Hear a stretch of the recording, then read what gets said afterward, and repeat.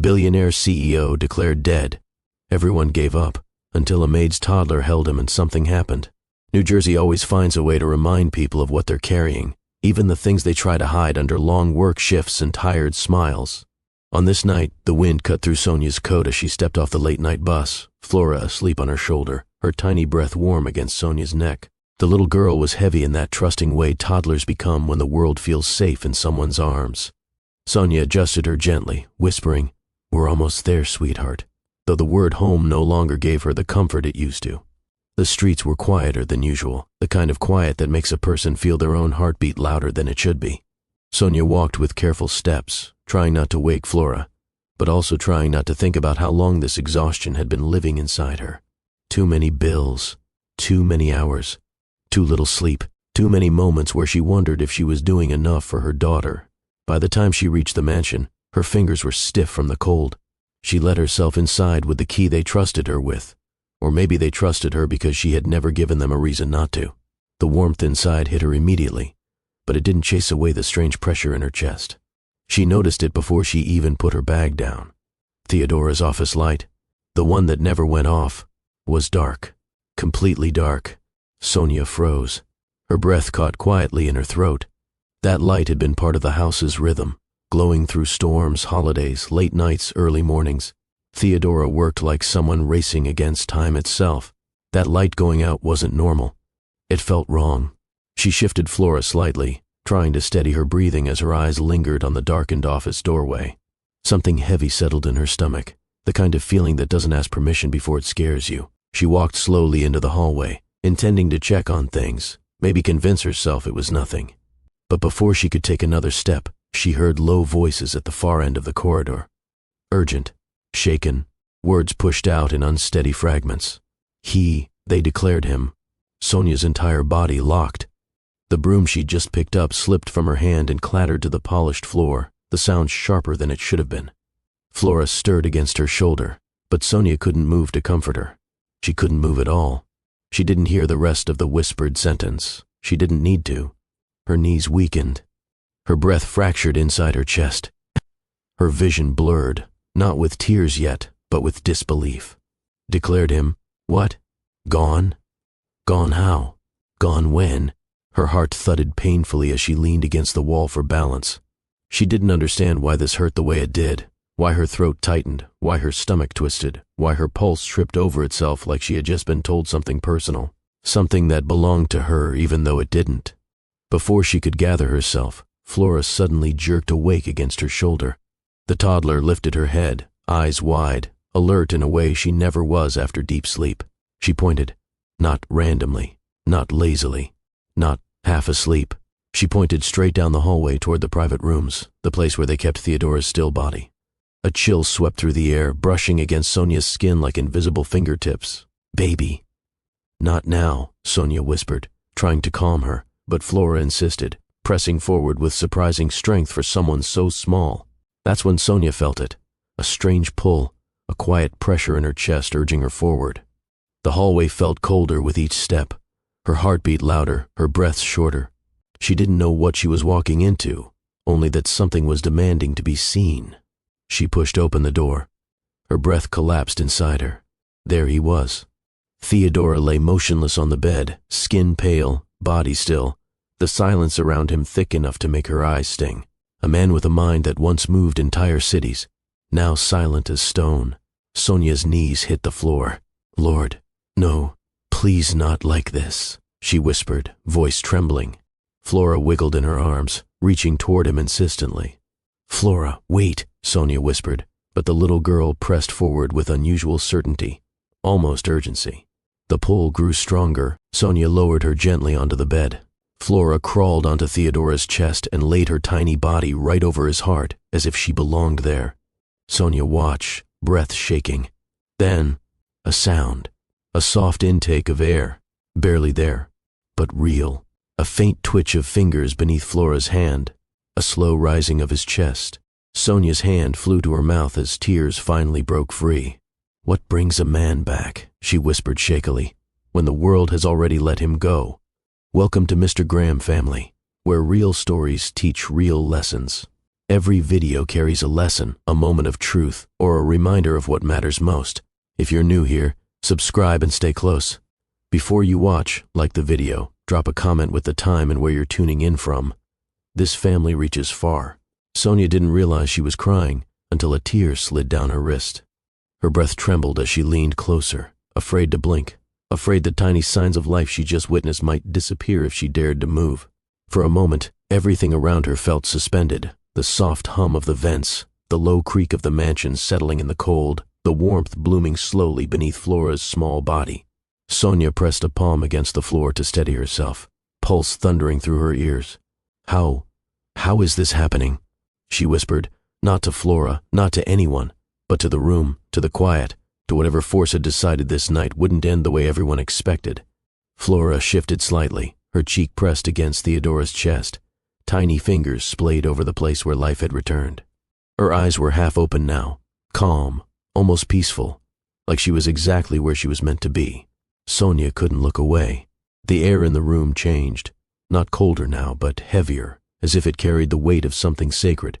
She watched Theodora's throat move ever so slightly, a sign so small she almost questioned whether she'd imagined it. But then Flora made a soft sound, a little exhale that brushed against Theodora's collarbone, and he responded with the faintest shift of his fingers. Sonia's heart leapt painfully. She drew closer on her hands and knees, inch by inch, afraid a sudden movement might disrupt whatever fragile thread held this moment together. She placed a trembling hand on the edge of the mattress. Theodora, she whispered, the name barely leaving her lips. Nothing. Then, his eyebrow twitched. A gentle flick, barely noticeable to anyone except someone staring through tears and disbelief. Sonia's breath shattered in her throat. No, this can't be real, she whispered, wiping her face with shaking fingers. The room felt warmer now, not by much, but enough for the hairs on her arms to lift. She heard something behind her, soft footsteps, hurried breathing, but her mind couldn't register it. She was tangled in the impossibility in front of her. Everything she'd overheard in the hallway replayed itself in her mind. They declared him, final, certain. People don't return from declarations. People don't rise after being written off. Her hands trembled harder. What did they declare? She whispered, eyes locked on his chest, watching for another rise, another confirmation that this wasn't a cruel trick her exhausted brain was playing. She didn't hear the broom still rolling gently against the floor from where she'd dropped it earlier. She didn't hear the muffled conversation drifting faintly from down the hall. All she could hear was her own heartbeat pounding against her ribs. Declared him gone? Hopeless? A closed chapter. Her mind raced through the fragments she'd heard earlier. He didn't make it. Doctors gave up. They already declared him.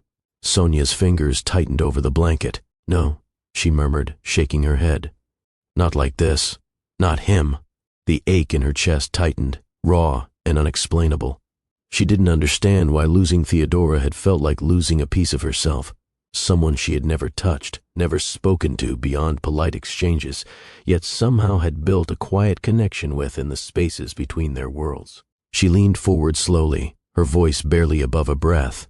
Theodora, please.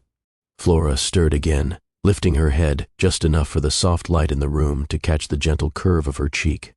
Her small hand patted Theodora's chest twice, as if encouraging him, before she settled again. That's when Sonia heard it. A sound, a very soft sound, almost hidden within the steady hum of the room.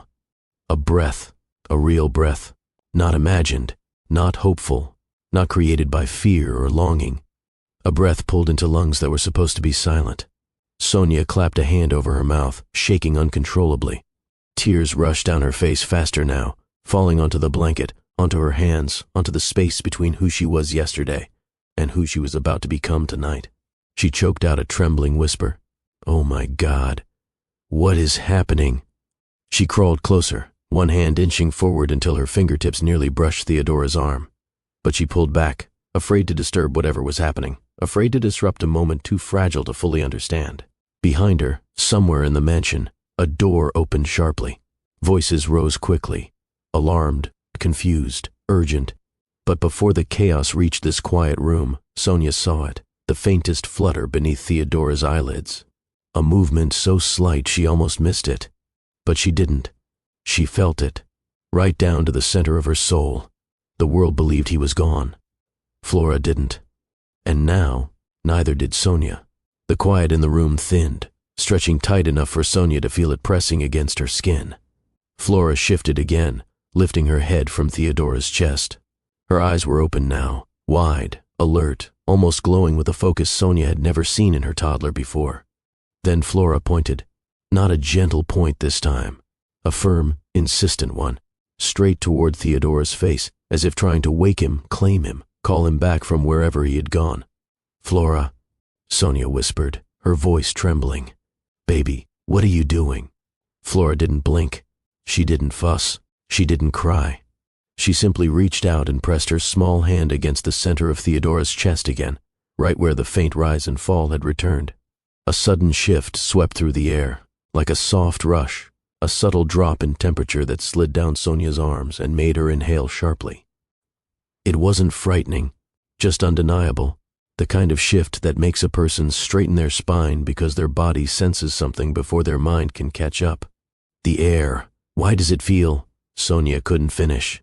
Her breath hitched as her words tangled in her throat. Flora leaned forward, her tiny cheek pressing against Theodora's sternum once more. Her hand patted him gently, her fingers curling into the fabric of his shirt as if anchoring him to this world. Sonia expected her to cry or babble, but instead she hummed, soft, sweet, steady. A lullaby she'd never been taught, a sound that felt older than her 2 years on this earth. Sonia's eyes widened. "Flora, where'd you learn that?" But the toddler just hummed, her voice threading into the quiet like a warm line pulling something forward. Sonia wiped the back of her hand across her cheeks, leaning in, unable to breathe properly as Theodora's chest lifted with another breath, then another, slight, uneven, but real. Sonia gasped and pressed a shaking hand over her heart, her eyes filling again. "Please," she whispered. "Please let this be real." Theodora's fingers twitched again, this time stronger, a slow curl of his hand as though responding to Flora's touch. Sonia scooted closer on her knees, afraid her legs might give out if she tried to stand. Her lips parted in disbelief as she watched his throat move, subtle but unmistakable. Outside the room, hurried footsteps thundered down the hallway, unmistakable this time, louder, sharper, racing toward the corridor. Voices trailed behind them, urgent and rising. Sonia didn't turn. She couldn't tear her eyes away. Flora shifted her little body and laid fully across Theodora's chest now, arms wrapping around him in a toddler's hug, simple, gentle, innocent. Then the miracle cracked open wider. A faint sound escaped Theodora's lips, a breath mixed with effort, the first sound he had made since the world declared him gone. Sonia clasped both hands over her mouth, choking back a sob. "Oh God, you're here, you're really here." Behind her, the running footsteps were getting closer, doors opening, voices rising, but in this room, everything narrowed to one impossible moment, unfolding slower than time itself. Theodora's eyelids fluttered, not fully, not with strength, but enough to show the world inside him was fighting its way back.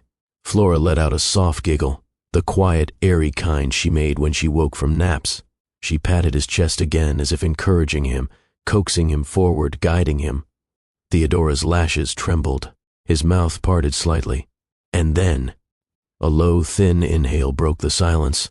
Sonia's tears fell freely now, life, returning, right beneath her daughter's hands. "What brings a man back?" she whispered shakily, her voice cracking at the edges. "When the world has already let him go?" The door behind her burst open. Gasps filled the room, but Sonia didn't move, couldn't move, because she had just witnessed something no one was prepared to understand. Sonia didn't turn when the door flew open. She couldn't.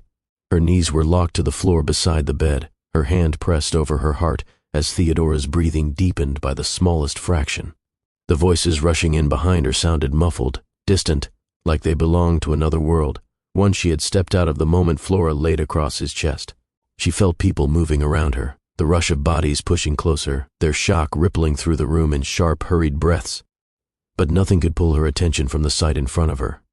Theodora's eyelashes trembled again, a slow, uneven flutter, like someone fighting through layers of darkness to get home. Someone tugged at her shoulder, not harshly, just trying to pull her back, but Sonia shrugged it off with a quiet, stubborn desperation she didn't know she had in her. She shifted to protect Flora, gently placing a hand over her daughter's back, as if shielding her from the chaos. A voice behind her whispered, "How is this possible?" Another murmured, "He wasn't breathing." But none of that mattered. Not yet. Sonia leaned forward, eyes locked on Theodora's face. His fingers twitched again, this time with a strength that sent a shock through her spine. "Theodora," she whispered, barely trusting her voice. "Can you hear me?" There was no answer, just another rise of his chest, steadier now, fuller, as though each breath found more room inside him. Flora stirred at the movement beneath her, letting out a soft whine before settling again. Her tiny hand remained pressed against his shirt, right above where his heart had fought its way back. Someone behind Sonia stepped closer, reaching for Flora as if to remove her, but Sonia's arm shot out instinctively. "Don't touch her," she said, voice firm for the first time that night. The room went still around her for a moment, not silent, just still, as if everyone realized she wasn't making a request, she was making a boundary, a line she wouldn't let anyone cross. Theodora's lips parted, not fully, just enough for a thin, shaky breath to slip through. Sonia's throat tightened. "You're here," she whispered, as if the words themselves could anchor him. "You're still here." Someone hurriedly spoke behind her, voice tight with disbelief. "He shouldn't be breathing at all." Another voice cut in, sharp and panicked. "We need to move him, now." Hands reached past her, motioning to lift Theodora, but the movement made Flora cling tighter, her small arms gripping his shirt with a quiet, frightened sound. Sonia placed a steady hand on Flora's back. "It's okay, baby." "You're okay," she murmured, though she wasn't sure who she was trying to calm, Flora, Theodora, or herself. More people entered, the room filling with hurried footsteps and the rustle of equipment. Sonia felt pushed aside again, bodies closing in around the bed, blocking her view. For the first time since she entered the room, panic clawed up her spine. "Wait," she tried to say, reaching forward, but someone gently guided her backward, clearing space around the bed. Her feet stumbled, and she caught herself on the wall, breath shaking. She tried to push forward again, but the group around Theodora tightened, forming a barrier she couldn't break through. "Please," she whispered, voice cracking. "Let me see him." But no one answered. All she could see was the brief blur of Theodora's face between shoulders, his eyelids still fluttering as they checked his pulse, lifted his arms, spoke in frantic half-sentences she barely understood. The world around him had woken up, and in waking up, it had pushed her out. Flora squirmed in her arms now, reaching for the bed with a soft cry. Sonia held her close and pressed her cheek against her daughter's hair, trying to steady her own breathing. Just before they pulled Theodora away, his eyes opened, not fully, but enough for his gaze to drift toward her, towards Sonia. He saw her. He saw Flora. And in that brief, fragile moment, something passed between them, something wordless and heavy and real.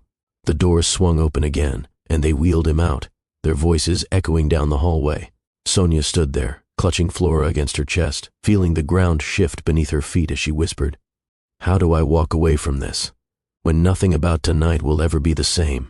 She rocked her daughter gently, tears slipping down her cheek as the silence washed back over the room. If you've ever felt a moment you couldn't explain, tap like so more people find this story. The ride home should have felt familiar. Sonia had traveled this route for months, carrying Flora through late evenings and early mornings, the rhythm of the city becoming the rhythm of her exhaustion. But tonight felt different.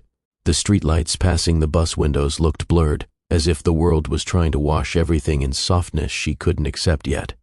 Flora sat on her lap, unusually quiet. She wasn't sleepy. Her eyes were wide, thoughtful in a toddler's way, fingers tapping lightly against Sonia's arm, as if remembering something she couldn't put into words. Every so often, she glanced upward as though expecting someone to appear. Sonia tightened her hold. "I know, baby, I know." She didn't know how to explain anything she'd just witnessed. She didn't know how to make sense of a night that had begun like any other, and ended with a man coming back to life beneath her daughter's hands. Her heart had not stopped racing since she left the mansion. It pounded with fear, awe, and an unsettling tenderness she didn't want to name. By the time she reached her apartment, the night had deepened. She tucked Flora into bed, then sat on the edge of the mattress watching her daughter breathe, steady, soft, peaceful. The same peace she somehow passed into Theodora's body. Sonia let out a shaky breath and pressed a hand to her forehead. "How am I supposed to sleep after this?" she whispered. Hours passed. She couldn't lie down, couldn't settle, couldn't erase the look Theodora gave her as they wheeled him away, a look filled with something fragile, like gratitude and confusion wrapped into one. When the knock finally came, it wasn't loud, just a gentle tap, barely enough to pull her from her restless thoughts. Sonia went still. No one knocked at her door this late. She stood slowly, her feet hesitant against the old floorboards. Flora stirred softly in the background as Sonia approached the door, her hand trembling when she reached for the handle. When she opened it, her breath caught in her throat. There he was, Theodora, not fully steady, not fully strong, but awake, truly awake, standing beside one of the mansion's cars with someone at the wheel and another supporting him from the side. But it was his eyes that froze her. They were clearer than they had been in the mansion. Still tired, still shaken, but awake in a way that made her chest tighten. He didn't say anything at first. He just looked at her as though searching for something he'd lost and found again in the same breath. Sonia swallowed hard. You shouldn't be out of bed. Theodora offered the faintest hint of a smile, weak, but real. I asked them to bring me here. Her heart dropped. Why? He took a slow breath, kneading the wall beside him to stay balanced. His voice was soft, unsteady, still marked by the strain of returning from the edge. When I woke up, he paused, finding the words. I didn't know where I was. I didn't know how much time had passed. I didn't even know if I was dreaming. Sonia's fingers tightened on the doorframe. But I remembered something, he continued slowly. I remembered warmth and a voice. Sonia's breath hitched. My voice? A fragile nod. And Flora, he whispered. I felt her before I saw anything, like she pulled me toward the surface. The honesty in his voice widened something inside her, something she tried to keep locked because her life did not permit such dangerous emotions. But she couldn't ignore the truth sitting in front of her. You shouldn't say things like that, she whispered, looking away. Not when you're still recovering. I'm recovering because of you. The words slipped out gently, not as a compliment or flirtation, just truth. Quiet truth. Sonia shook her head. No. It was Flora. His gaze softened. You brought her. Her chest tightened. He reached for the doorframe, not to come inside, but to steady himself. His fingers trembled. He wasn't strong enough for long conversations, but he was strong enough to mean every word he spoke. I needed to see both of you, he murmured. Sonia exhaled shakily. Why? Why us? Theodora closed his eyes for a brief second, collecting strength from somewhere deep. Because when I opened mine, he whispered, you were the first thing I hoped to see. Sonia felt her throat close. Emotion rose so quickly she had to press her palm against her chest to steady it. She didn't know how to respond. She didn't trust her voice not to break. From inside the apartment, Flora let out a small sound, half a giggle, half a whine, and Theodora's entire expression softened instinctively. Is she awake? He asked gently. Sonia nodded. She's been looking at the door all night. Theodora let out a trembling breath that almost sounded like relief. Would you have told someone about this, or kept it quiet? His question wasn't dramatic, just honest, soft, human. Sonia lowered her gaze, voice barely above a whisper. I don't know, but I couldn't keep it from you. Theodora hadn't even finished his sentence when the quiet outside Sonia's apartment shifted. She heard a commotion at the bottom of the stairwell, footsteps climbing too quickly, voices layered with urgency, the scrape of something metallic against the railings. Sonia's breath tightened. She instinctively stepped in front of the doorway as Theodora leaned against the wall, steadying himself. The first person rounded the corner, then another, then a third. None of them greeted Sonia. None paused to explain. They moved with single-minded focus, crowding the narrow hallway, forcing her to retreat a step as they approached Theodora. Sir, you shouldn't be here, one said firmly, though not unkindly. Your vitals are unstable. Another started. We need to get you back immediately, a third added. Unnamed faces surged around him, creating a barrier Sonia couldn't break through. She tried to stay close, but every time she moved, someone shifted in front of her, blocking her view. Theodora lifted his head, searching over their shoulders, searching for her. Sonia placed a hand over her heart as their eyes met through the cluster of bodies. His were tired but focused, filled with concern and something deeper, something he hadn't been able to name yet, something she wasn't ready to claim. Wait, he said, voice raw. but his words were swallowed by the urgency around him. One of the medical staff reached for his arm, guiding him gently but firmly toward the stairs. Sonia felt her breath fracture. She hated how helpless she felt, how invisible she became the moment they stepped into the hallway. "I need—" Theodora tried again, but his voice cut off as another arm slid around his back to support him. Sonia stepped forward. "Please, let him." But the crowd moved as one, swallowing her voice. Flora toddled out from behind Sonia, rubbing her eyes, still half asleep. She looked up, saw Theodora being pulled away, and stretched her arms toward him with a soft, confused cry.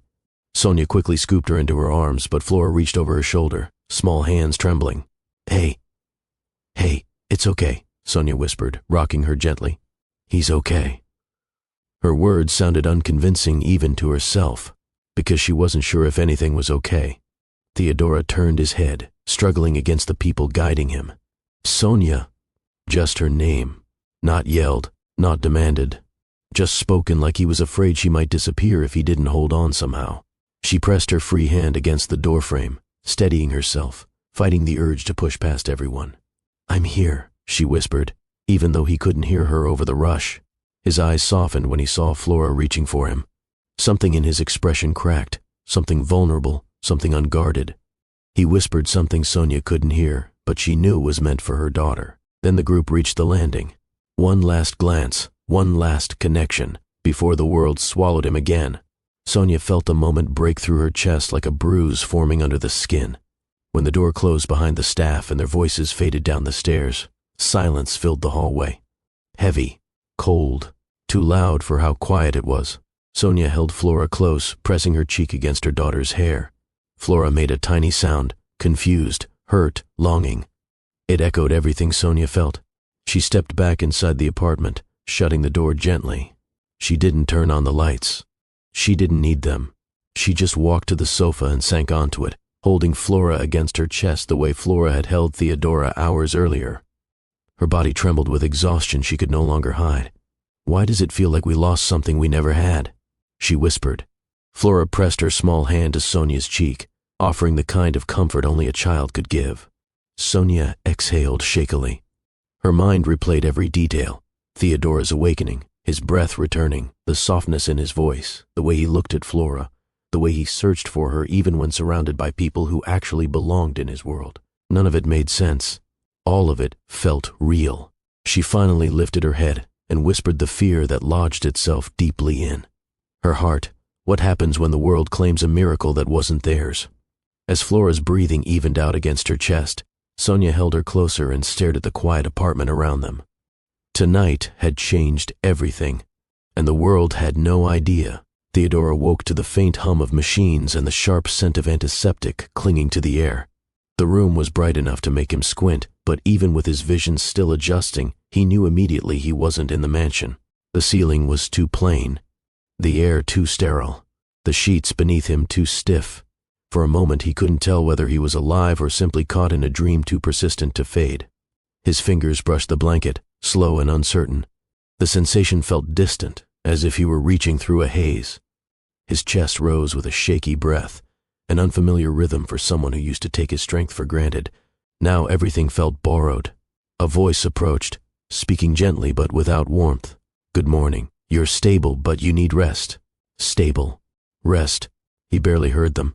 His mind wasn't here, not in this bed, not in this white room, not in this body that felt heavier than it should. His mind was still in that quiet place between life and whatever waited beyond it. And in that place, he remembered warmth, a small body pressed against his chest, a heartbeat that wasn't his, a voice breaking in the dark. Sonia. Her name rose inside him before he could stop it. The memory wasn't sharp. It arrived in fragments, like light slipping through cracks. Her whisper had threaded into the darkness, gentle, trembling, full of fear and something else he didn't know how to describe. He tried to lift his hand, but it trembled halfway up. The weakness angered him, not because of pride, but because it reminded him that he was only partially back. A piece of him still felt suspended somewhere between the world he left and the one he was trying to re-enter. He closed his eyes again. Her voice wasn't fading. Neither was Flora's warmth. He remembered the small weight of her body, the way her breath touched his skin, grounding him when everything else felt lost. He didn't understand how a child who barely knew him had found the strength to pull him from silence. He didn't understand why Sonia stayed by his side, holding on to hope she shouldn't have had. These were not thoughts he expected to wake up with. His life had always been built on control, organization, decisions that moved the world around him. People followed his voice, his instructions, his plans. But none of that mattered in the darkness he came from. The world didn't bring him back. Two people did.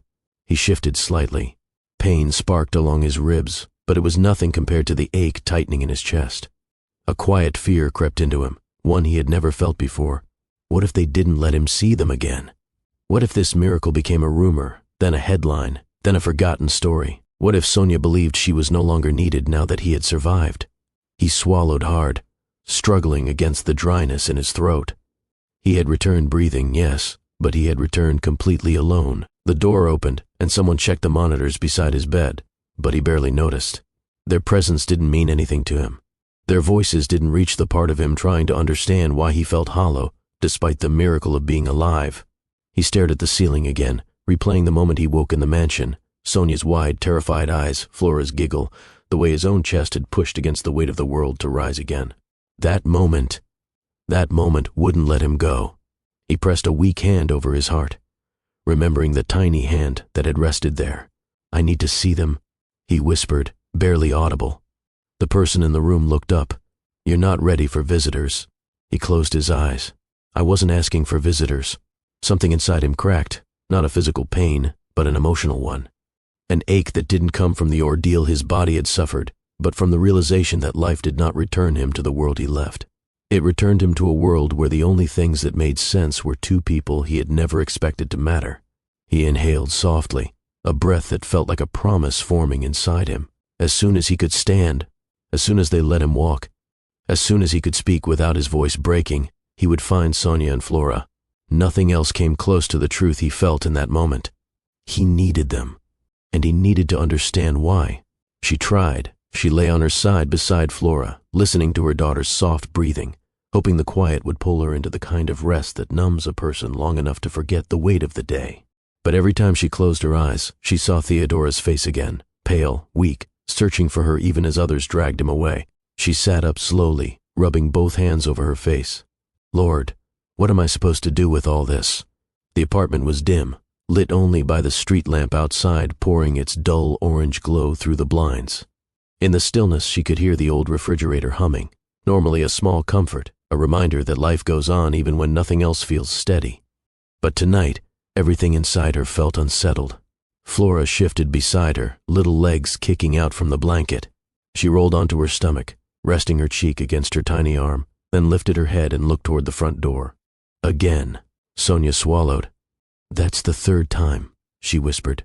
Flora wasn't doing it out of restlessness. She wasn't fussing or crying. She was simply waiting, watching, her eyes drifting to the same spot every few minutes like she expected someone to walk through and pick her up the way Theodora had earlier, even though he never truly held her, only received her warmth, her presence, her tiny miracle of a heartbeat. Sonia reached out and stroked Flora's back. "He's not coming tonight," she murmured. They wouldn't let him if he wanted to. But Flora turned her head again, pointing toward the door with sleepy insistence. Sonia let out a shaky breath. "You felt something in him I didn't understand."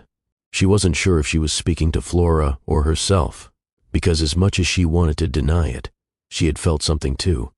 It was subtle at first, a quiet awareness whenever he passed by in the mansion, a glance that lingered a moment longer than expected, a softness in his eyes that contradicted the cold reputation everyone whispered about.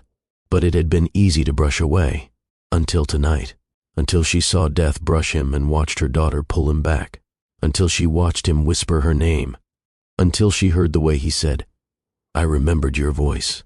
Sonia pressed her hands together, squeezing her fingers tightly to stop the trembling. "This is dangerous," she whispered to herself. "This isn't my world. He isn't." She stopped. She couldn't finish that sentence because the truth had already formed inside her, unwelcome and undeniable. He wasn't untouchable anymore. He wasn't unreachable. He wasn't the distant figure who walked past her in immaculate suits, untouched by the weight of ordinary life. He was a man who woke up because her daughter held on to him. A man who came to her door before even understanding what had happened to him. A man who looked at her like she mattered in a way she wasn't prepared for. Sonia stood from the bed and walked to the small kitchen, filling a cup with water. Her hand shook slightly as she lifted it. What if they erase me from all this? She whispered to the empty room. What if they pretend I wasn't even there? Her fear wasn't dramatic. It was practical. People like her didn't get written into these kinds of moments. The world rarely cared about the maid who witnessed something extraordinary. And yet, Theodora cared enough to come to her door. She closed her eyes, remembering the way he leaned into the apartment wall for balance, how his voice cracked when he said he remembered warmth, the way he said he hadn't been asking for visitors. He had been asking for her. Her heartbeat kicked up again, quick and unwelcome. "This isn't good," she whispered. "This is not good at all." But her hand drifted to her chest, right over her heart, as if trying to soothe the part of her that kept replaying his face. She walked back toward the bedroom and leaned against the doorway, watching Flora sit up sleepily and point toward the door for the 4th time. "You feel it too, don't you?" Sonia whispered. Flora didn't answer. She simply held her tiny hands out toward the entrance, palms upward as if imagining someone walking through. Sonia felt her own breath catch. She wrapped her arms around herself, the truth settling in her bones whether she wanted it or not. "We're already tied to him," she murmured. "Both of us." She sank onto the edge of the bed, lifting Flora into her lap. The toddler snuggled against her chest, humming softly the same tune she had hummed against Theodora hours before. That sound alone made Sonia's throat tighten. Her eyes drifted to the door again. Why does it feel like our lives just shifted? Why does he matter this much already? The questions she didn't want to ask pressed harder. "Have you ever cared for someone you weren't supposed to care for?" she asked quietly, as though her viewers sat with her in the dim apartment sharing the same ache she felt. Flora yawned and placed her small hand over Sonia's heart. Sonia closed her eyes. Tonight would not give her rest. It would give her truth. Truth she wasn't ready for, but couldn't deny. The night had settled deep into the apartment, the kind of quiet that made every small sound feel louder. Flora finally slept, curled against Sonia's chest. But Sonia herself couldn't stop pacing. Her bare feet whispered against the floor as she walked from the door to the window to the fridge back to the door again. Something inside her wouldn't sit still. Every time she passed the entrance, her hand lifted slightly, hovering just above the doorknob, as if responding to a pull she didn't understand. She shook her head each time, muttering, "Get a grip, Sonia," but her heartbeat refused to listen. She finally sat down on the couch, holding Flora close, brushing a thumb over her daughter's cheek. "You're keeping secrets from me," she whispered to the sleeping toddler. "I swear you know, things I don't—" Before she could exhale the tension out of her shoulders, a faint rumble drifted through the open crack of her window. A car, late, slow, not the kind that belonged in this complex after midnight. Sonia froze. No, he wouldn't. She stood, moving to the window with careful steps. She peeked through the blinds. The breath left her body. A sleek black car pulled into the lot, the same one she saw outside the mansion. She saw one person in the front, another in the back. The rear passenger door opened, and he stepped out, Theodora. Sonia's knees nearly gave out. Oh God, he wasn't supposed to be walking yet. He wasn't supposed to be out of a hospital bed. He wasn't supposed to be anywhere near her doorstep. And yet there he was, leaning gently against the car as he steadied himself, breaths slow but determined. He looked different under the streetlights, softer somehow, not weaker, but stripped of the distance he once carried like armor. His hair was slightly disheveled, his shirt loose, his posture unsure. But his eyes, they searched the building with quiet urgency until they landed on her window. Sonia yanked back from the blinds as if burned. No, I'm not ready for this. She clutched Flora tighter, but her feet carried her toward the door on instinct. Her hands were shaking as she turned the lock. She took one long breath, another, then cracked the door open, and found him standing right there. Theodora's chest rose unevenly, each breath a visible effort. There was a faint tremor in his hand where it rested against the railing, but his eyes locked onto hers with a clarity that reached through every wall she'd tried to rebuild since that night. For a long moment, neither of them spoke. Sonia swallowed. "You shouldn't be here." Theodora's lips lifted in a faint, tired smile. "You said that last time." Her voice caught. "Because it's true." He nodded once, as if acknowledging her concern without conceding to it. You're probably right, he said quietly, but I needed to come anyway. Sonia stepped back instinctively, overwhelmed by the truth in his voice. She wasn't prepared. Not for this softness, not for this honesty, not for a man who once felt untouchable standing at her door like he had nowhere else he wanted to be. A small sound came from her shoulder. Flora stirred awake, blinking sleepily. When she saw him, her entire face lit up. She reached out. Theodora's expression broke, softened, warmed in a way that struck Sonia right in the chest. He lifted his hand slowly, offering it to Flora with the caution of someone who feared breaking the moment. Flora grabbed his fingers with both her hands. Theodora inhaled sharply, his voice almost a whisper. "Hey, little one." The way he said it, Sonia wasn't ready for that. She shifted Flora in her arms, trying to form words. How did you even get here?" His eyes returned to hers. "I asked them to bring me." Her heart dropped. "You asked?" "I insisted." Sonia's pulse stumbled. "Why?" He leaned more weight against the railing, steadying himself as though the truth carried its own heaviness. "Because waking up and not seeing you felt wrong." A beat. And waking up without Flora's warmth felt worse. Sonia's breath shuddered. "Don't say things you don't mean. Everything I'm saying tonight," he whispered, "is the only thing I'm sure of." Flora let out a quiet giggle, pulling his hand closer to her cheek. Theodora's eyes softened with something unmistakable, something Sonia felt too deeply and too quickly. The silence stretched, thick with meaning neither of them knew how to touch. Finally, Sonia whispered the question that had been clawing its way through her since the night he opened his eyes. "Why us?" Theodora's gaze didn't waver. His voice was quiet, steady, certain. "That's what I'm here to understand." The days after Theodora returned to Sonia's doorstep carried a strange tenderness neither of them knew how to explain. It started with small visits, quiet, careful, always unexpected. The first time he came back, he stayed only a few minutes. He leaned on the doorframe, still healing, speaking in a voice that carried more gratitude than strength. Flora went to him without hesitation, wrapping her little arms around his legs like he was already part of her world. The second visit lasted longer. He brought nothing with him, no gifts, no grand gestures, just himself. Sonia noticed his steps were steadier, though he still winced when a breath caught too sharply.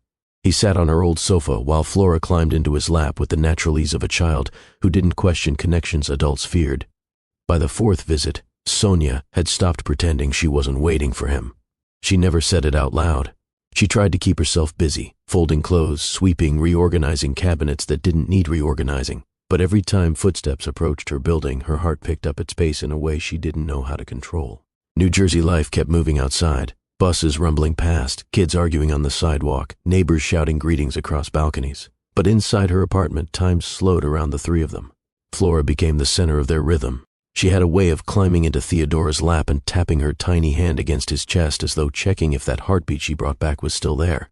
He would place his palm over hers, smiling softly, as though the gesture soothed something deep inside him. One afternoon, she toddled over to him while he sat at Sonia's small table. She handed him a plastic cup filled with water she had attempted to pour herself.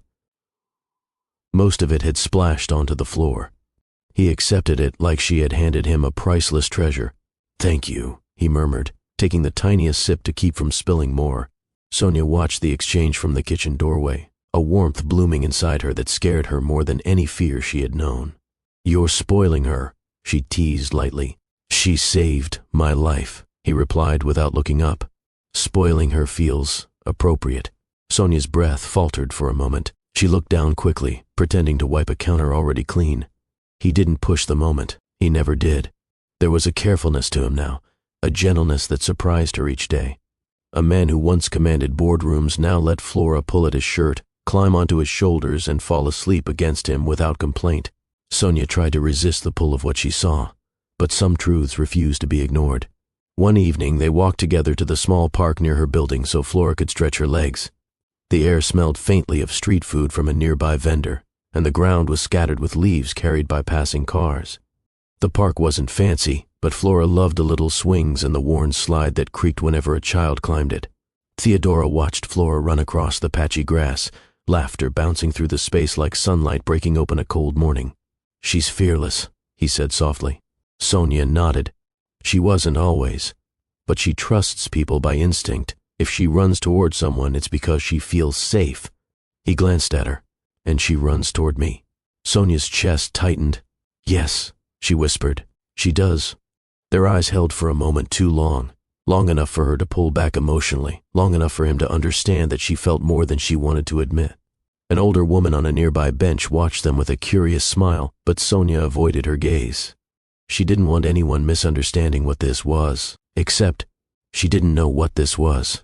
Later that night, after they returned to her apartment, Theodora bent down to help Flora out of her tiny shoes. She leaned against him, humming softly, completely content. "You're good with her," Sonia said quietly.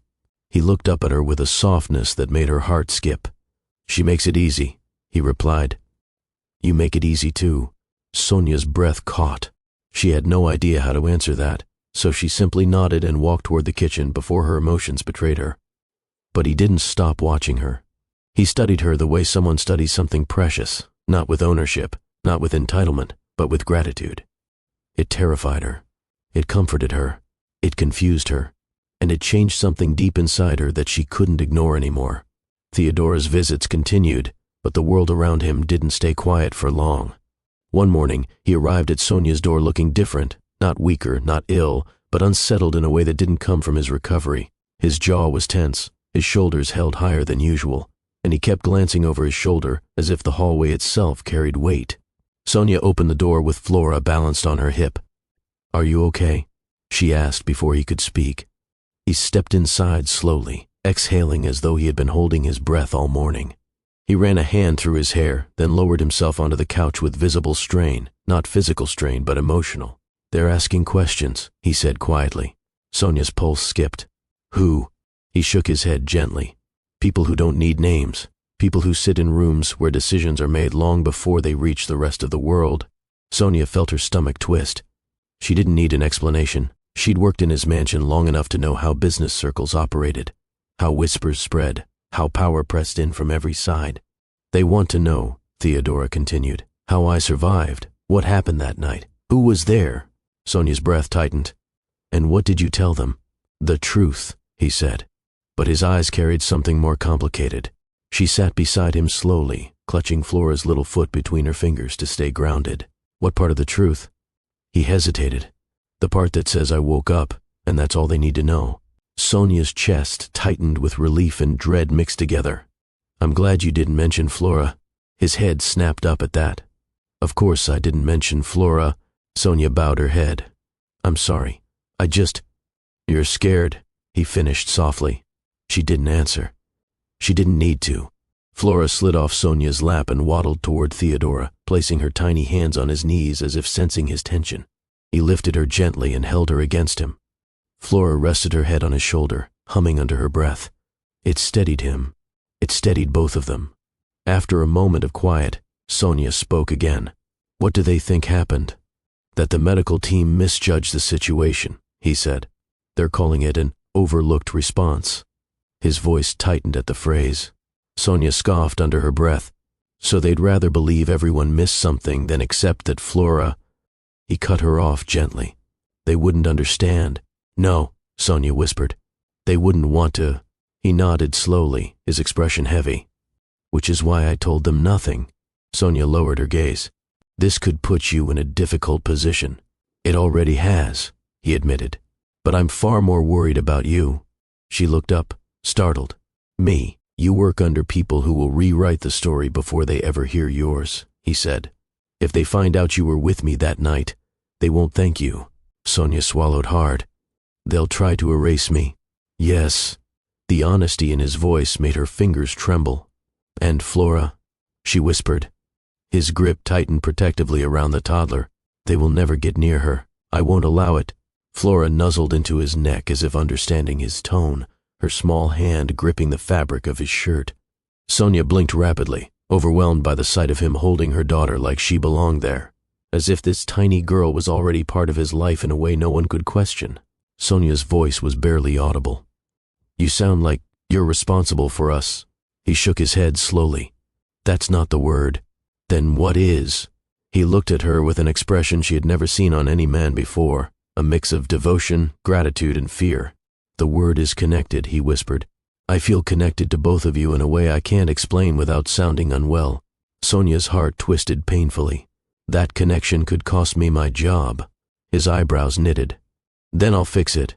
You can't fix everything, she said, voice cracking. His response was immediate and quiet. But I won't let them erase your part in my life. The words hit her like a truth she had avoided acknowledging. She turned away, gripping the edge of the sofa. This is all too much, she whispered. I know, he replied. But we don't get to choose the moments that change us. We only choose what we do with them. Flora lifted her head, eyes drifting from Theodora to Sonia, sensing the tension between them. She reached one hand toward her mother and kept the other resting against Theodora's chest. A bridge between two worlds neither of them asked for. Neither of them wanted to lose. Sonia didn't know how long she sat there, staring at the floor as Flora stayed perched between her and Theodora, touching both of them like she was refusing to let either one slip away. The silence stretched.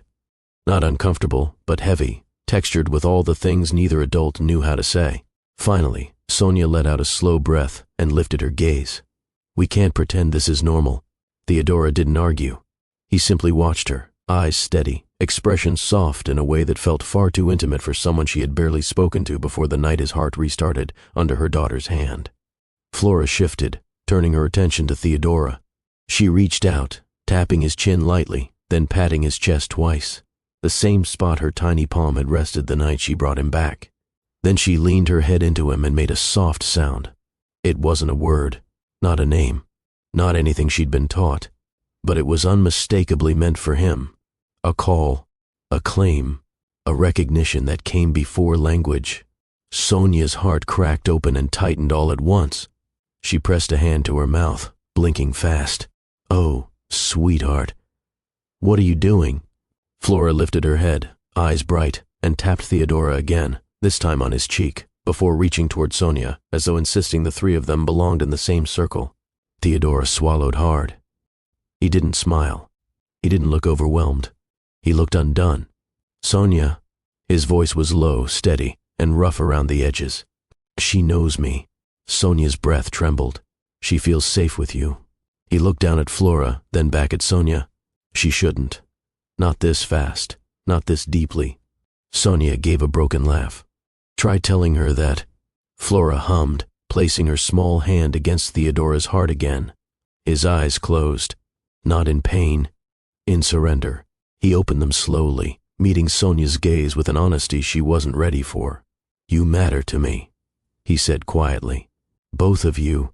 Sonia froze. Her fingers tightened around the edge of the cushion. The words felt too big, too heavy, too dangerous for the small apartment holding them. You barely know me, she whispered.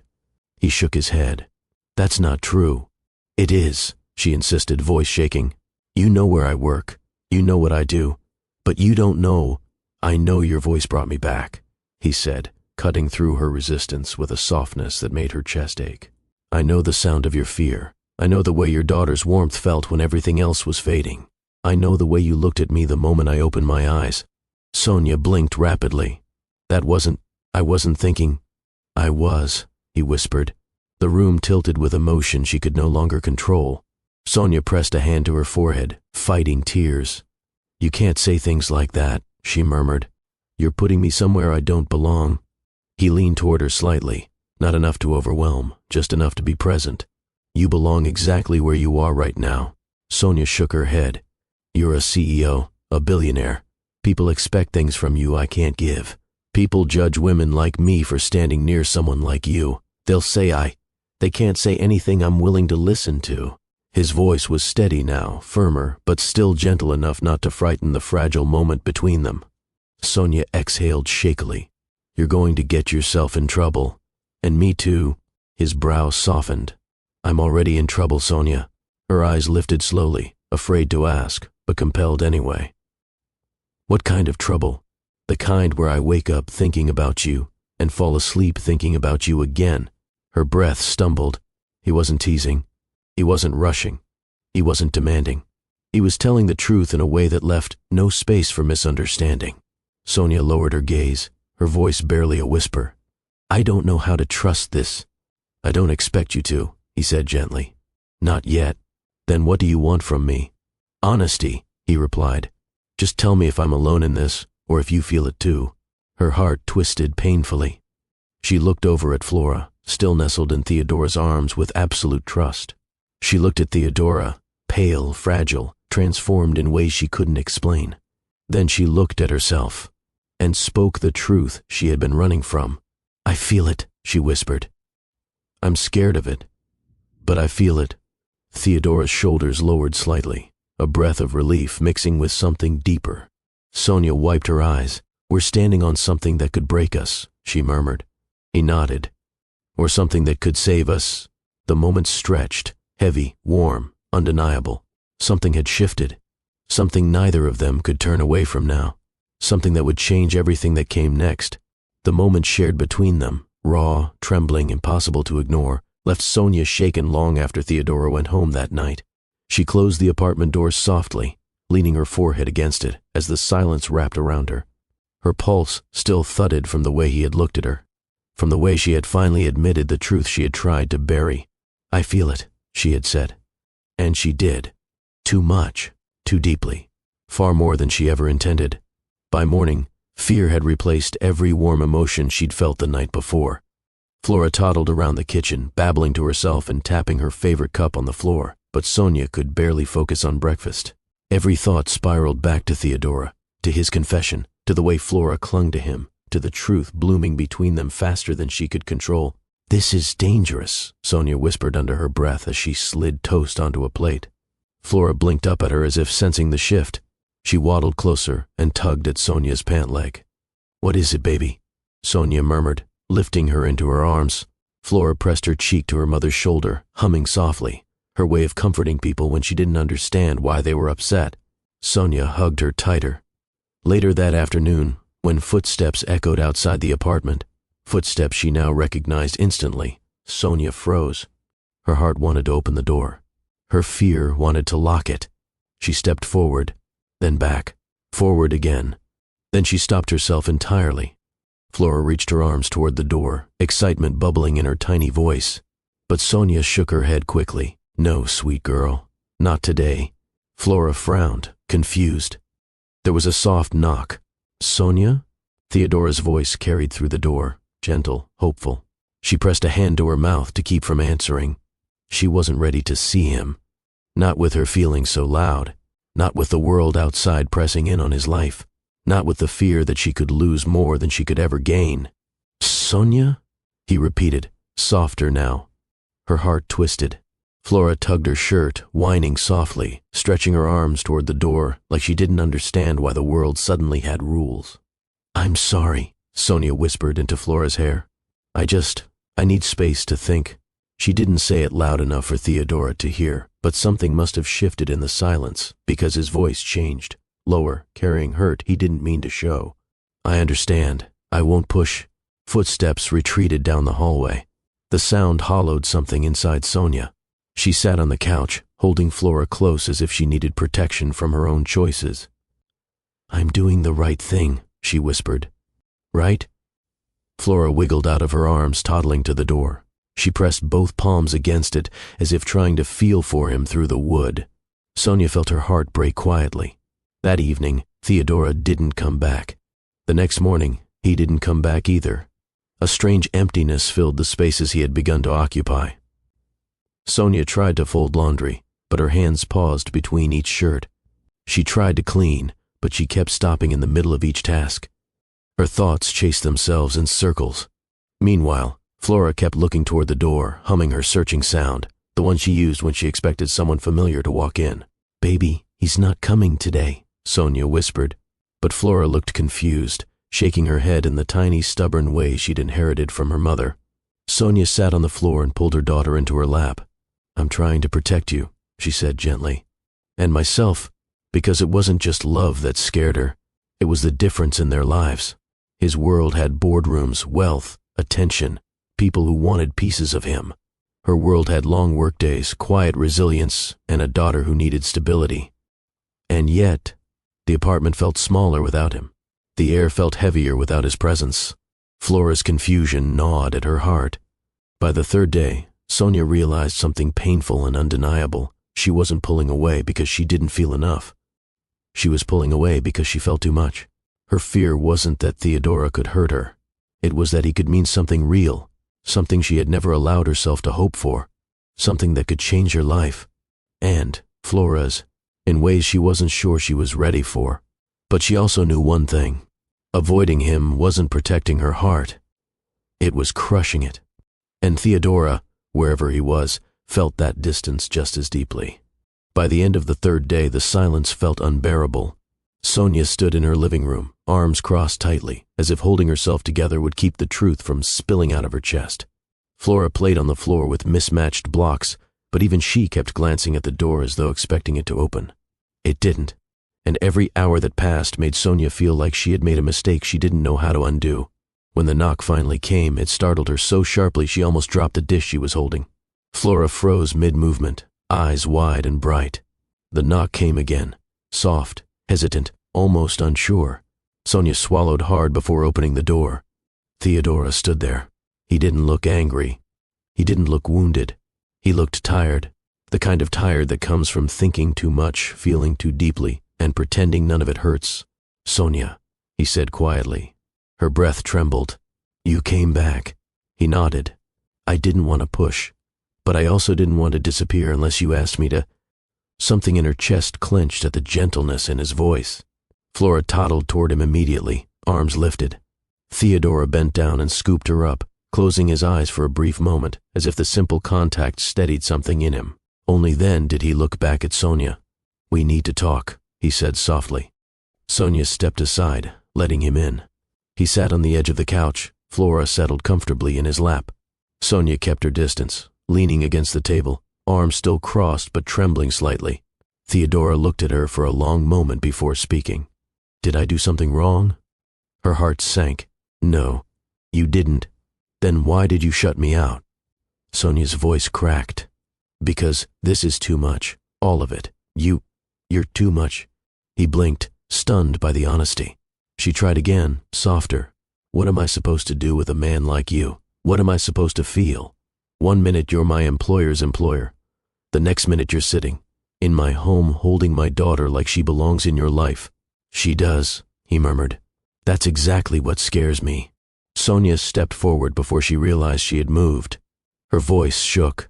"You walk into this apartment and everything changes. My routines, my heart, my daughter's world." He watched her carefully, shoulders tense. "Is that why you pulled away?" She nodded, tears forming. "You don't understand what it's like to come from nothing, to be one mistake away from losing everything. I can't afford to feel something that could destroy the little stability Flora and I have." Theodora lowered his gaze, his hand instinctively shielding Flora as she leaned against him. "I nearly died," he whispered. "And when I woke up, the only thing I felt certain about was you two." "That's too much pressure," Sonia said softly. "Do you hear yourself? You're putting your second chance on my shoulders. I can't carry that." "I'm not asking you to carry anything," he replied. "I'm asking you not to run from what's real." She closed her eyes, letting out a shaky breath. "Your world can swallow mine whole," she whispered. "And my world feels empty without yours," he answered. Sonia looked at him then, really looked. The fear in his eyes mirrored her own. He wasn't the unreachable figure from the mansion. He wasn't the CEO surrounded by power and influence. He was just a man afraid of losing the only connection that made him feel alive again. But a connection that deep came with danger she couldn't ignore.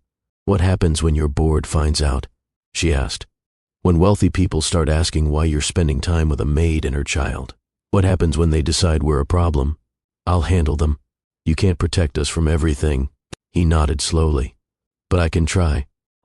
A long silence settled between them. A silence filled with everything they felt, but didn't know how to say. Sonia stepped closer, her voice barely above a whisper. "Theodora, maybe we should take a step back." Flora's head lifted instantly. She looked at her mother, then at Theodora, confusion clouding her little face. Theodora swallowed hard. "A step back from what we haven't even named yet?" Sonia blinked. "We're getting too close, too fast." He looked at her with a pain so quiet it nearly broke her. "Tell me to leave," he whispered. "Tell me you don't want me here, and I will walk away." Her lips parted, but no words came out. Because she couldn't say it. She couldn't lie. Not to him. Not to herself. "I can't," she whispered. His shoulders loosened just enough for relief to slip through. But the tension still hovered, heavy and fragile. This was their breaking point, where fear and hope collided, where either one could walk away, where either choice could shatter them. Sonia wiped her face, voice trembling. "I don't know what the right thing is anymore."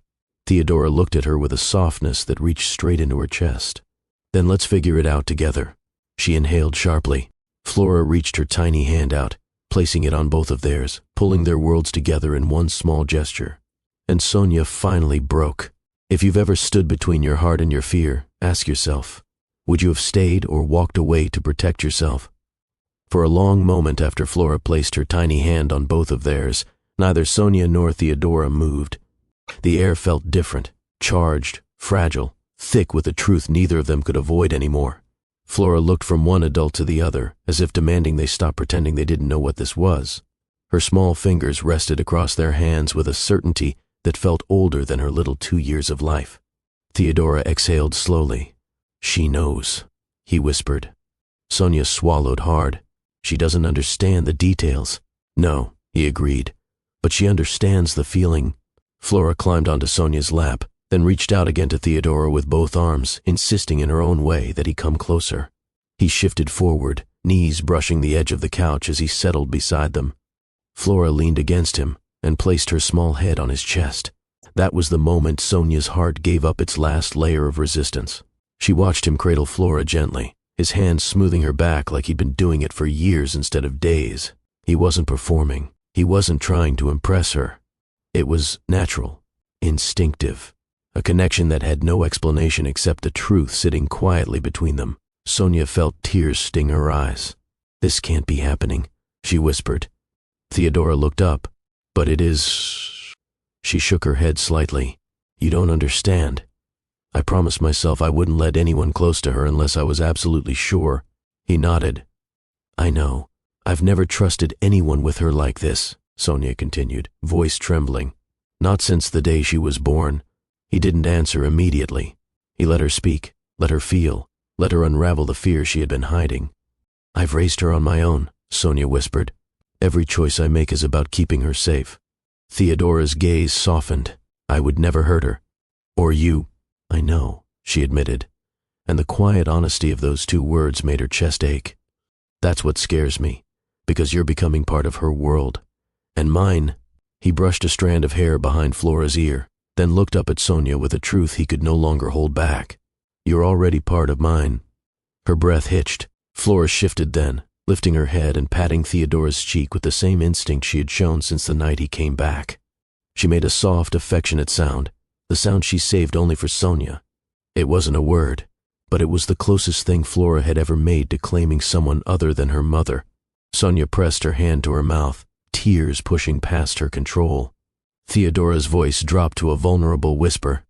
"Sonia, you're the reason I came back." The world stopped. It wasn't dramatic. It wasn't poetic. It was simply the truth, spoken the way a man speaks after almost losing his life. Sonia shook her head slowly, stunned. "Theodora, don't say things like that." "I'm not trying to overwhelm you," he replied. "I'm telling you what I know in my bones. When everything went dark, I heard your voice.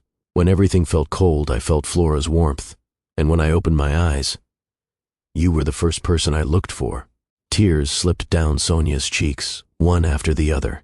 "I don't know how to hold something like that," she whispered. "You don't have to hold it alone." His hand gently touched hers, not pulling, not claiming, just offering. A quiet invitation. Sonia didn't pull away. She let their hands stay connected, their fingers lightly touching, her breath trembling with the weight of the moment. "You're asking me to take a risk," she murmured. "I'm asking you to take the truth," he corrected gently. "Whatever comes next, we face it together. I don't want distance, not anymore." She closed her eyes, letting the confession settle into the cracks of her fear. When she opened them, her voice was soft, the softest it had been since the night he woke. "I'm scared." "So am I," he replied, equally honest. "That's why it matters." Flora yawned loudly, interrupting the intensity for just a second.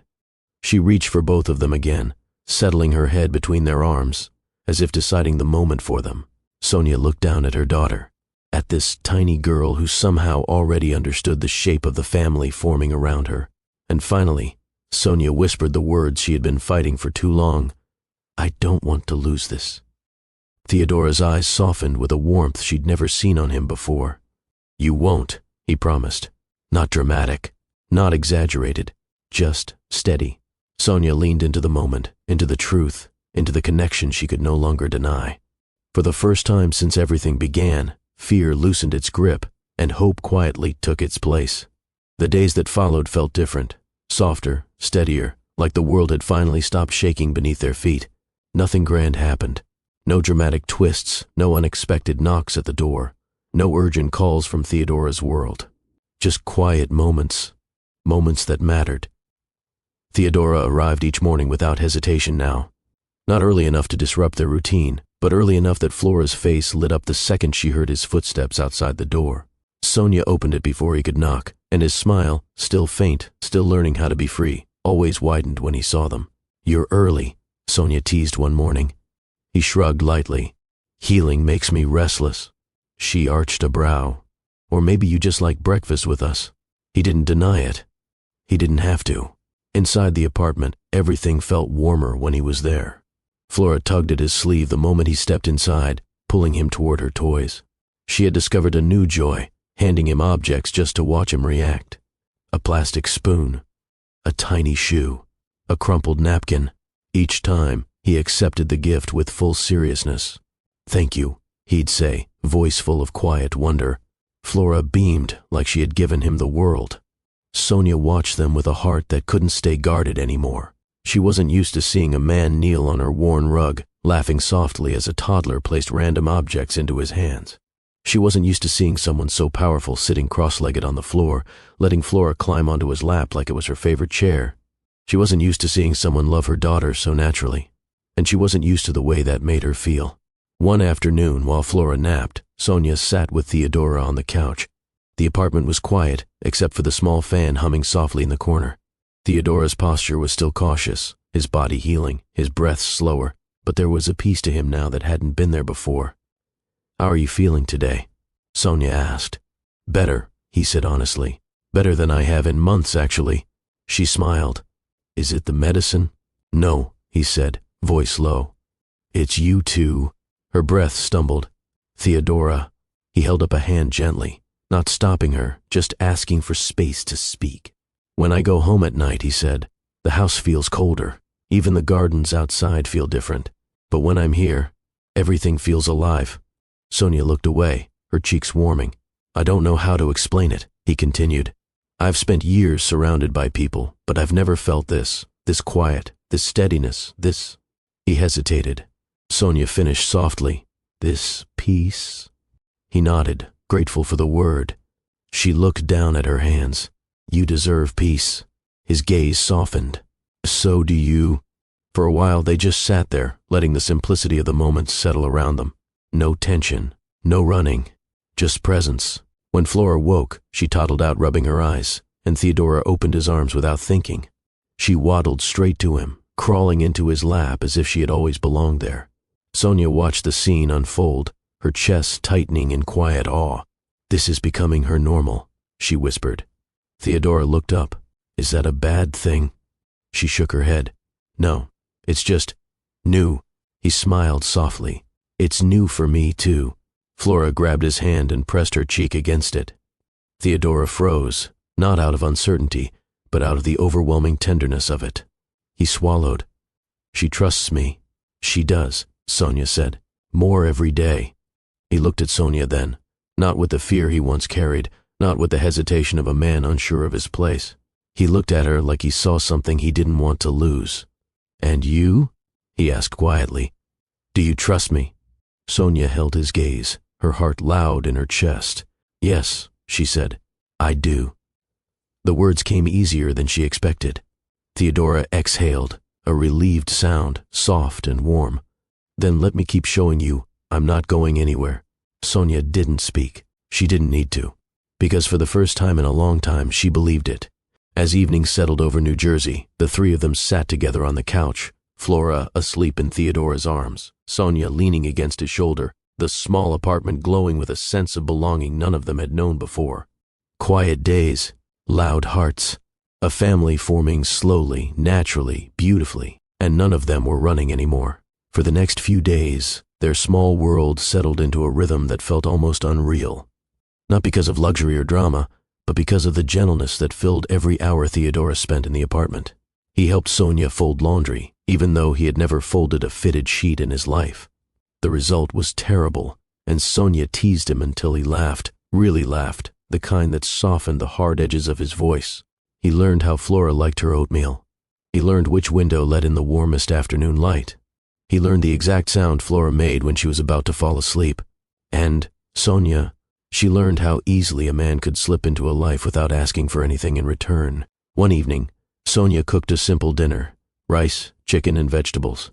Theodora offered to help, but she waved him off. "You'll burn the kitchen down," she joked. "You underestimate me," he said with a grin. "No," she replied dryly. "I've seen you try to fold laundry. I stand by my statement." He laughed again. Soft, warm, happy. Flora sat on the floor banging a tiny spoon against a plastic bowl, creating her own kind of music. The apartment smelled of garlic and onions, the windows cracked open to let in the cool New Jersey breeze. It was a simple, ordinary evening. Yet Theodora kept staring at Sonia like it was the most extraordinary moment of his life. After dinner, Sonia placed Flora in her lap, wiping her little mouth clean. Theodora watched them from across the room, his expression unreadable, until Sonia realized he wasn't looking at Flora. He was looking at her. Her breath tightened. "You're quiet tonight," she said. He nodded once. "I'm thinking." "About what?" "Everything," he replied softly. "And what it means." She waited, unsure where the conversation was heading. Theodora stood, walking toward them slowly, as though each step required a decision. He knelt beside the couch, resting one hand carefully on the cushion near her knee. "Sonia," he began, voice low, steady, and unguarded. "I've been trying to find the right moment to explain what's happening inside me. But there's no perfect moment for something this real." Her chest tightened painfully. "Theodora." He shook his head gently. "Let me say it." She didn't interrupt. He looked at Flora first, who reached for him immediately, tiny fingers grasping at the sleeve of his shirt. Then he looked at Sonia.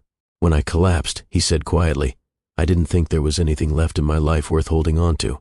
I had money, power, responsibilities, but none of it felt alive." Sonia listened, heart thudding. "And then," he continued, "I woke up because of the two of you. You gave me something I didn't know I was missing, something most people never find." She swallowed hard. "What are you saying?"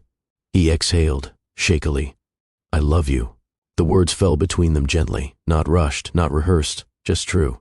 Sonia froze, not out of fear, not out of disbelief, out of emotion so deep it took her a moment to breathe through it. "Theodora," she whispered, "you can't just say that because you're grateful, or because you're still healing, or because—" "This isn't gratitude," he interrupted softly. "This isn't recovery fog. This is me, finally understanding the difference between living and being alive." Her eyes filled instantly. "I'm terrified of believing you." "I know," he whispered, "but I've never been more certain of anything." Sonia looked down at Flora, who yawned sleepily and reached both arms toward Theodora, like she was confirming something words couldn't. He gathered Flora into his arms, and she snuggled into his chest without hesitation. Sonia's face crumpled as a sound escaped her, a quiet, broken exhale, part relief, part longing. "You see," Theodora murmured. "She feels it too." Sonia pressed her hand over her mouth, fighting the tears she could no longer hide. "I don't know how to deserve this," she whispered. He reached out, his fingers brushing hers softly. "Love isn't earned, Sonia. It's given, and I'm giving it freely."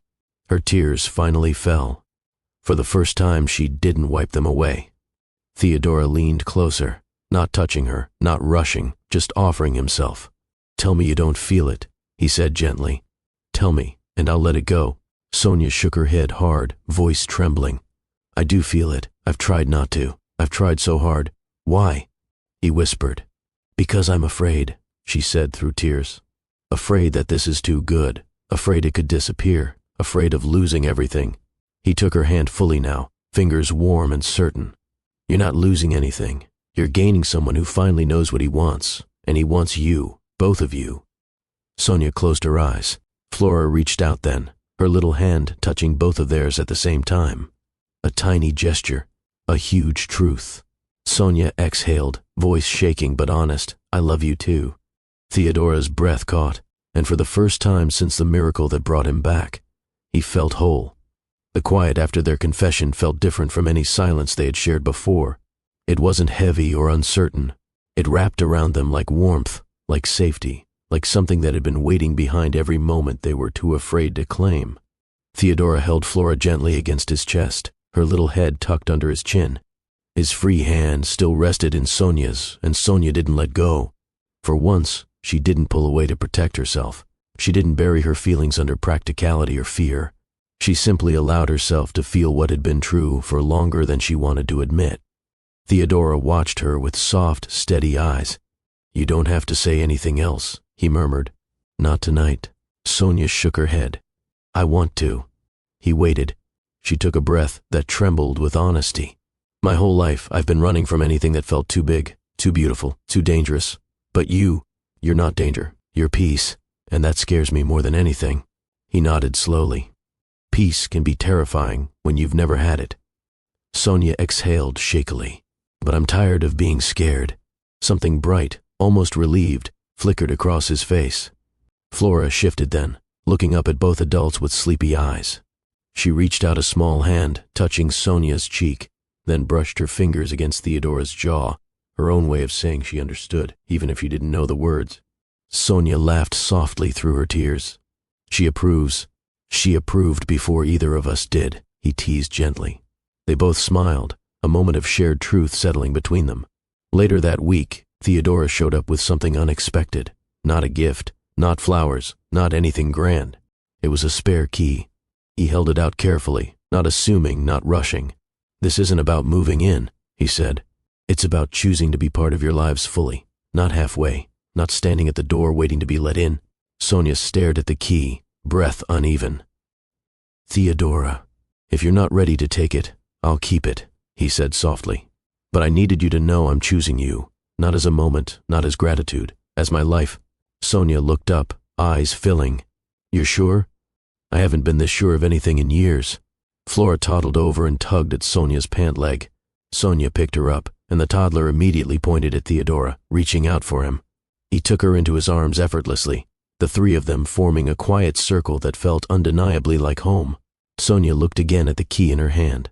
It was small, ordinary, slightly worn on the edges. But to her, it felt like choosing a future she never thought she deserved. She closed her fingers around it. "Okay," she whispered. "Okay." Theodora released a breath that sounded like relief and hope and gratitude all at once. He leaned his forehead gently against Sonia's, just enough to feel, not enough to overwhelm. She didn't pull away. The days that followed were filled with a softness Sonia had never experienced. Theodora repaired the loose cabinet door in the kitchen without being asked. He learned the exact sound Flora made when she was hungry.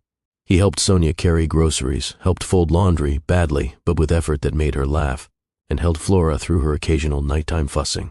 He became part of the home, not as a visitor, not as a savior, but as someone who belonged. One evening, Sonia stood in the doorway watching Theodora rock Flora to sleep. The small lamp beside him cast a soft glow over both of them. Flora's arms were looped loosely around his neck.